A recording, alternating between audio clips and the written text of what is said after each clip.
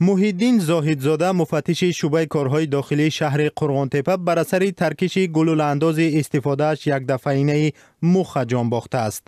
منابع رادیو آزادی گفتند این گلوله انداز در آرامگاه مسیحیان مرکز ولایت ختلان یافت شده، زاهدزاده باید آن را از نظر می‌گذراند. این مفتش اداره امور داخلی شهر قرغانتپه شام 1 دکبر بر اثر ترکش در جای کارش به هلاکت رسید. یک منبع آگاه از قضیه روز 5 دکبر بر رادیو آزادی گفت زاهدزاده هنگام سنجش گلوله انداز استفادهش یک دفعینه مخ از بی احتیاطی جان باخت. منبع گفت کارمندان شعبه کارهای داخلی قرغانتپه روز 1 دکبر از یک پنهانگاه در داخل قبرستان مسیحیان گلوله انداز یک دفعینه مخ را پیدا کردند.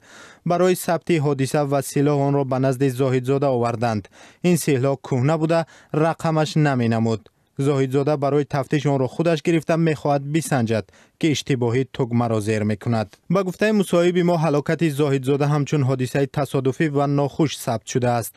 قبلا عمرجان امامعلی سخنگوی وزارت کارهای داخلی تاجیکستان نیز حادثه را تصادفی نامید ولی از تفصیلاتش خودداری کرده بود.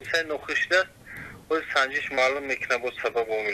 محیدین زاهدزاده روز 2 دکبر در زادگاهش ناحیه 5 به خاک سپرده شد. جلال زاهدов پدر محیدین زاهدزاده در صحبت با رادیو آزادی گفت که در گردن او جراحت وزنین را دیده است.